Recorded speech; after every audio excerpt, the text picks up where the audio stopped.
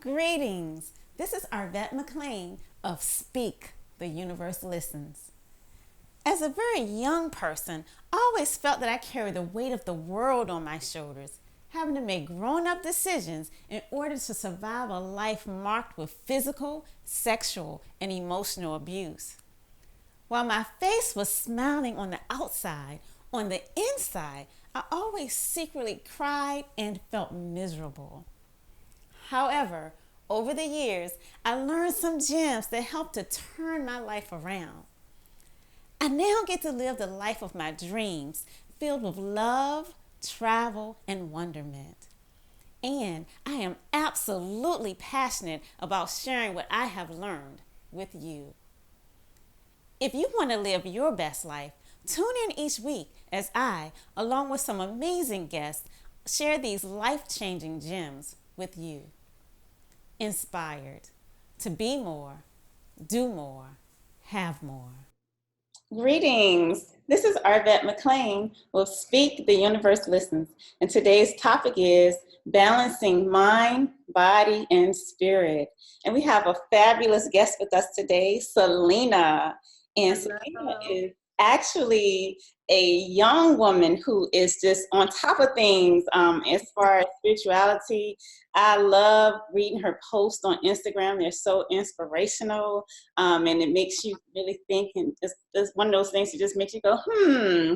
And so I was really shocked to find out that she's only 20 years old. And when I asked her to tell me about herself, she said, what did she say? She actually said, he who he who defines himself knows not themselves. It was he who defines himself can't really know who he is. Okay, can't really know who he is. And so that kind of gives you an idea of how her mind is, how her mind works. But at any rate, Selena is a light and shadow worker. She is an entrepreneur. She is a social media influencer and so many other things. One of the things that she is, for 7 years, she's been a vegan. So I'm interested in hearing all about the different things that Selena dabbles in. So welcome to the show, Selena. Thank you for having me. I'm so happy to be here. I love what you're doing. Amazing. Oh, great. So if you can tell us a little bit about what got you on this path to spirituality.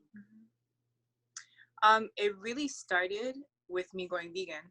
So I think I was around 13. I was in 8th grade, and my mom was initially vegan, and she tried to push it on me for so long, and she was doing it the wrong way, like, and a negative energy about it, telling me like that I'm eating dead flesh and milk is pus. And I was like, that's nasty, but I'm gonna keep doing what I'm doing because that's not the right approach. Right. And it was Mother's Day, and I was like, you know what, my gift to you will be I'll go vegan for a week. Okay. And I tried it out. I did my research, and instantly my mind connected and understood what it was to not eat animals and not eat animal products. And then ever since that, I slowly began opening my eyes to more truths of life, and I began connecting more to my soul, to my mind, to my body, and had that nice little divine trinity of mind, body, spirit through just opening my perception to the truth about food and health and the vessel and how that connects to your mind and your relationships, your emotions. It's all interconnected. Wow, that is fascinating. Who would think? So whenever we hear about going vegan, it's for usually either health reasons or, to be kind to animals, to be, I guess, humane. But we never hear about it from the perspective that you just shared. So that's going to be a really interesting thing to dabble in some more. And you also mentioned that you're a light and shadow worker. Can you tell us a little bit about that? Of course. That's actually something that I just recently began to fully understand, especially through my relationships with people and my parents and in general, just interacting with people. And you have to really understand the duality of life. So what that means is where there's one thing, there's another. There's the mirroring polar opposite. So it's white and black, yin and yang, feminine, masculine, above, below. And just like we have our light energy body, we have a shadow energy body, and there's not one without the other. So the shadow is pretty much our lower self. It's like our negative self-talk, our programming of what we kind of our abuses and our traumas we went through as kids. And then we have our light body, which is our true peace, our happiness, our just our state of natural being, where we're happy and we're just in a state of flow. So in order to have a bright shadow, you have to be in touch with in order to have a bright light, you have to be in touch with your shadow. You have to understand the role of both of them and when it shows up, and the understanding of it really changes your life. Oh, cool. So when you do therapy with people, what does that entail? Well, it starts with getting to know the person, because a lot of who we show up as today comes from our past, our childhoods, our relationships, what we've endured, our struggles. So the more that we're able to kind of pinpoint who we have become through our past, we're able to have more clarity in certain personality traits that aren't necessarily ours. It's more of defense mechanisms we've built, or living in survival mode.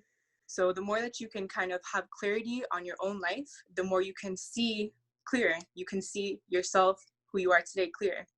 So it's really connecting with that person, having an open, safe space to share and to talk, and just be open, be vulnerable. And from there, I can kind of understand them. I can use my intuitive abilities to understand a little deeper. And then from there, I kind of bring them the clarity of what a shadow is, what the light self is. And then from there, little healing techniques and everyday activities to do.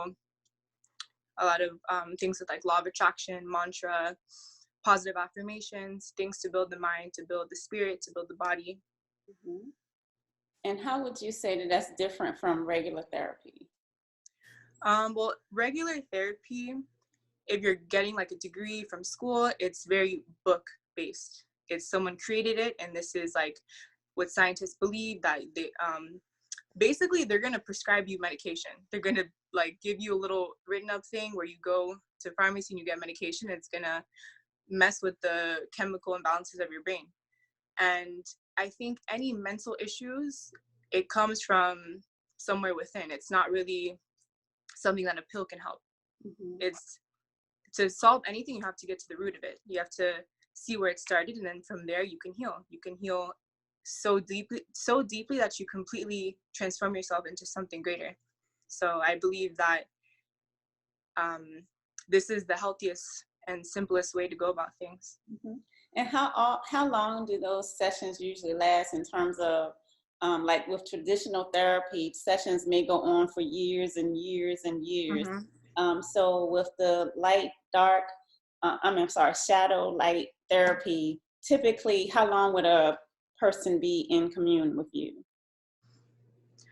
Everyone's different. It really, how receptive you are has a big role.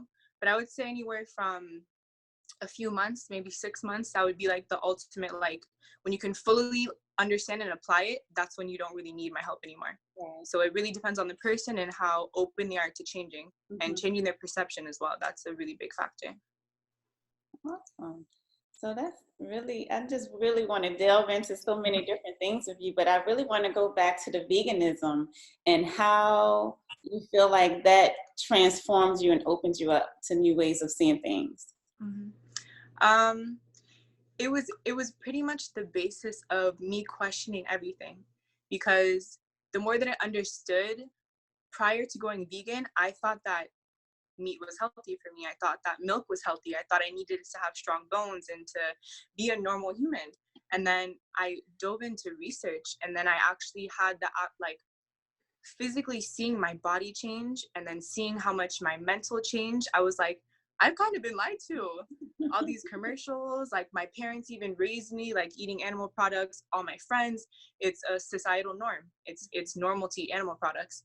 And then once I realized that I completely did not need that, and it was actually holding me back, I was like, what else in life is, what else am I being lied to about? So it opened the path for me to be a truth seeker, and to actually open my perception to what's normal. Like, what does normal mean? Because sometimes normal can be something holding you back. It could be a label. It could be something confining you into a certain way of being, when there's really no set way of being. I just believe in a very simple and natural life, and being vegan is so beneficial in every single way. So can you tell us more about the benefits? Yeah, it overall is beneficial.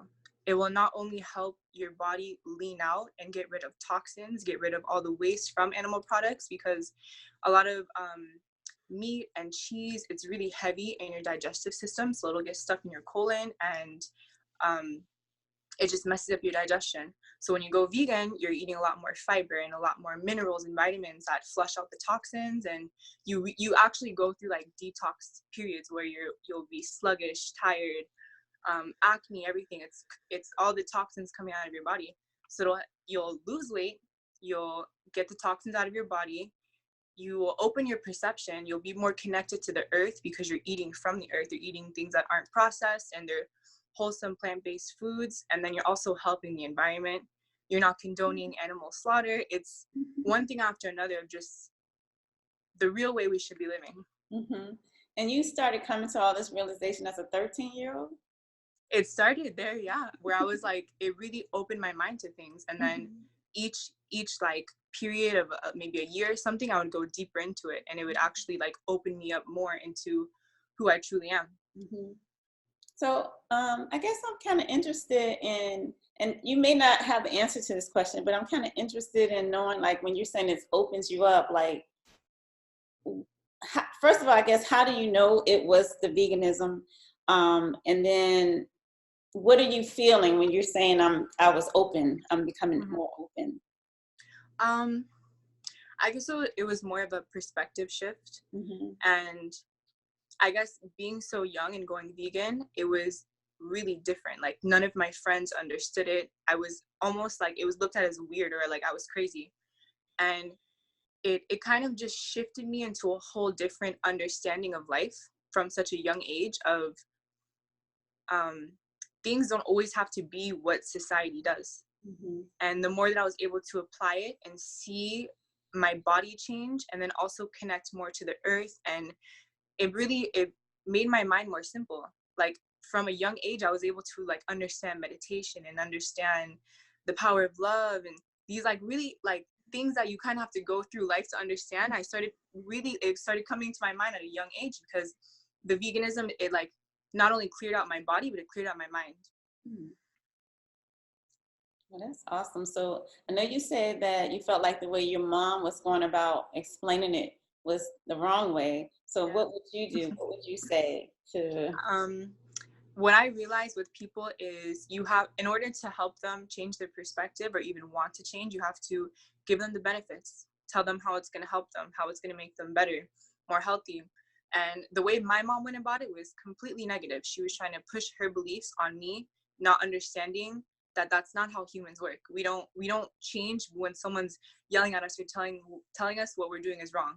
We change if we see that it'll actually make us better. Mm-hmm. So I probably made at least 20 people go vegan since I've been vegan. And how I've done that is just through them visually seeing how I eat, seeing how my skin glows, seeing the change in my body, the change in my energy. So it's more of like, I just lead as an example of how beneficial and how healthy and easy it is to be vegan. And from there, people, they're like, I want to try that out. Like, why am I eating animal products that are the inhumanely slaughtered? So we also have to understand like the energy within that of eating dead animals and how that goes into our body, because we're all energy. So that's kind of like a deeper topic, but you just have to want to live in a different way of living. Yeah. So with the 20 people, including your mom, have you seen changes in them as well in terms of them opening up and changing their perspectives on life? Yeah, I've definitely seen their connection to life change, their priorities and their understanding of their goals and their ambition. I've kind of seen that shift into more of a natural, like more in touch with their passions, more in touch with their creativity, not so obsessed with like the societal norms of 9 to 5 working and having to look a certain way, be a certain way. So it just makes you more natural. It makes you more in touch with yourself and your authenticity. Okay. Well, awesome. Is there anything else you want to share with us about balancing mind, body, and spirit?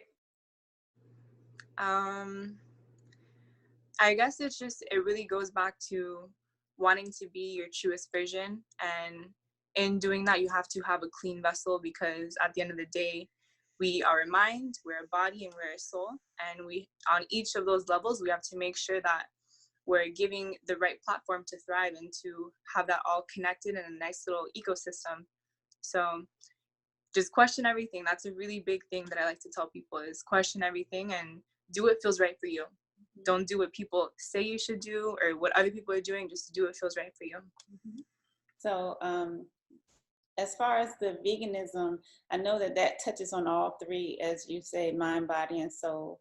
Are there anything else, any other things that you would suggest to help develop and balance those things out? Any techniques of mindfulness. So this would be journaling, really getting in touch with the thoughts in your head and getting them onto paper so you can visually see it and you can get a little clear of a understanding what's going on in your head. And you can also helps you with planning and really pointing out your ambitions and what you want to work towards. Also, yoga is incredible. That helps move the energy within your energetic body and it connects to your physical body. So that can actually help release trauma that's stored within our tissues. And overall, it clears your mind. And that also goes into meditation, which is an incredible, incredible tool to use to really connect to life in the simplest way possible, which is clearing the mind. Mm-hmm. So I know you also, in your posts, you speak about chakras sometimes. Can you Yes. tell us a little bit about chakras? Of course. So our chakras are specific energy centers within our body. We have 7 main ones, and it starts from the base all the way to the crown of our head. And each one correlates to a different organ, and it correlates to different emotional responses, and also can correlate to different traumas. So throughout our lifetime, we create kind of like a chakra imprint, depending on our childhoods, what we went through, our relationships, emotional abuse, physical abuse. And when your chakras are out of balance, it can manifest in physical disease, in emotional issues, mental issues, relationship issues, and overall just like you're uncomfortable in the body that you're in and your connection to the world.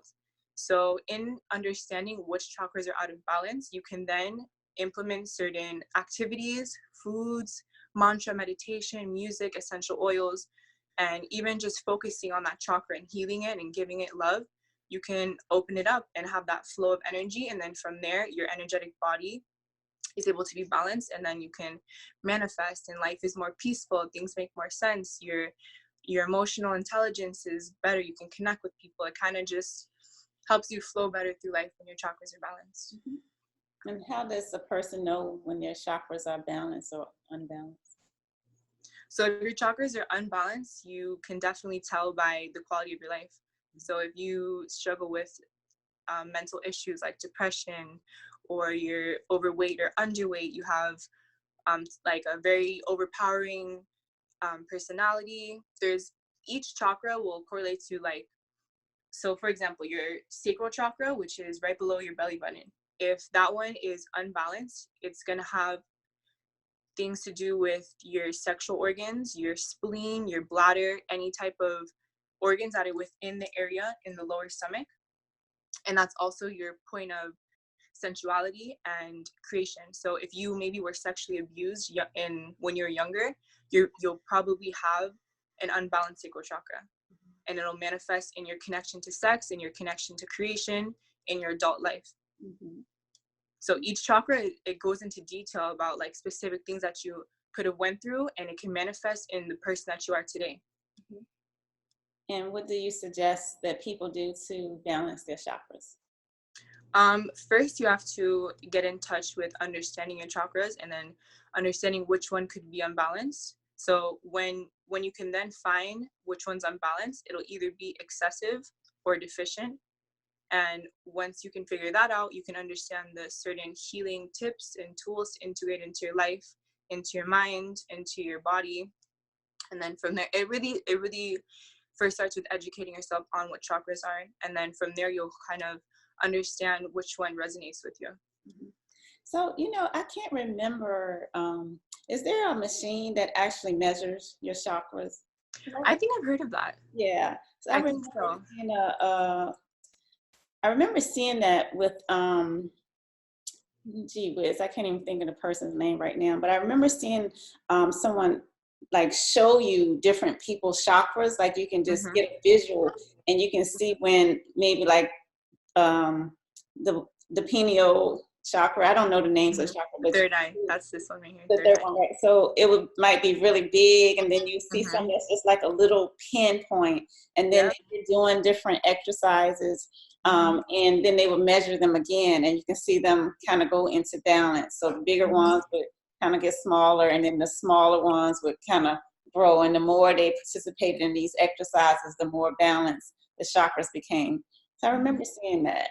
Yeah, it's incredibly interesting, and everyone is different. Everyone has their own chakra imprint, so it's something that's very personal. The more you learn about it, the more you can really get in touch with yourself and learn to have a really balanced, healthy life. So, okay, so thank you so much. I know you, like I say, you're a wealth of information. We can probably go all over the board with you. Oh yeah, talk all night. But I do want to say, can you tell us a little bit about, and you were only 13 when you started, so it's hard to say like a before and after, but can you tell us, I guess, what your life is like now? What's the flow of your life now?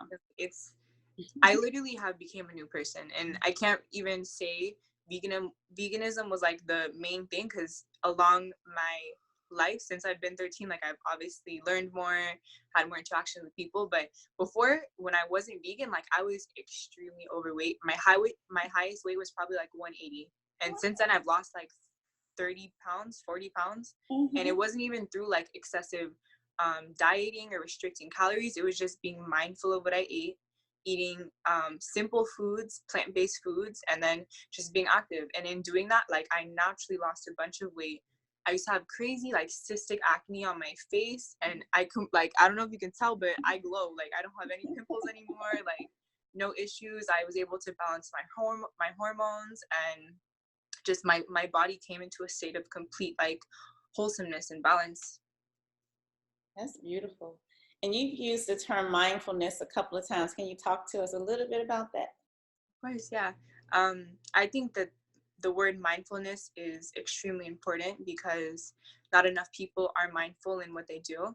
So what I mean by mindfulness is our thoughts, our actions, and our overall state of being. We must understand why we do the things that we do. We must be aware of the decisions that we make. We must be in touch with the things that we say. A lot of people kind of they live in a program. They live in a way where people tell them how to be. They're not really sure who they are. They're not mindful of the decisions that they make. They're not mindful of the relationships that they have. And it goes deeper into when we make these decisions of what we eat and what we listen to, the people that we're around. If we're not mindful, it can steal from us. It can actually put us in a state of lack or a depressive state, make us sick. So when you're mindful, you're able to make mindful decisions, which means it's a decision for the best version of you. It's something that's going to help you along the lines and really step into your greatest self. So I'm probably one of the few people who never saw the movie The Matrix, but I've heard a lot about it, and it sounds like what you're saying, mindfulness it would go hand in hand with discussing The Matrix. Yeah, it pretty much does. I actually just recently saw it, and I was like, whoa. But it makes a lot of sense. It really does. It's an interesting movie. They have a lot of little gold nuggets in there, a lot of symbolism, but being mindful is something that we really each need to fully prioritize and step into living a mindful life. That's one thing that I can definitely preach and tell people, is just be mindful about everything that you do. Okay. All right. Well, thank you so much for coming and joining us today. And I don't know if I mentioned, but Selena is from Miami, Florida. And this is actually our very first podcast that we're doing via Zoom. So she's yay. Selena, thank you for being our first long distance podcast guest. And what's the weather there now? It's actually raining. not too sunny in Miami right now. It was yesterday. Okay. Well, you But, you know, guys. just like the light and the shadow, Yeah. you can't be sun without rain, you know? Exactly. Yeah. Okay, so thank you again for coming on.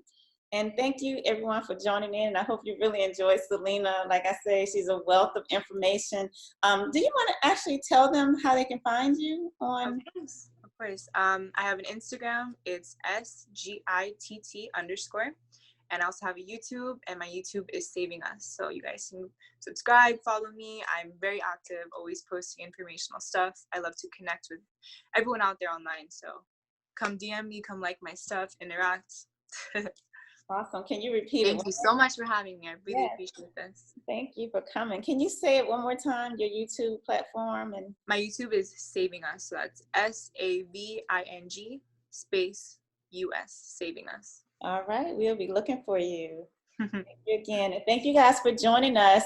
And make sure you visit my website at arvettemclean.com and click on the button below to subscribe to our page. Until next time, this is Arvette. Bye. Hi, everyone.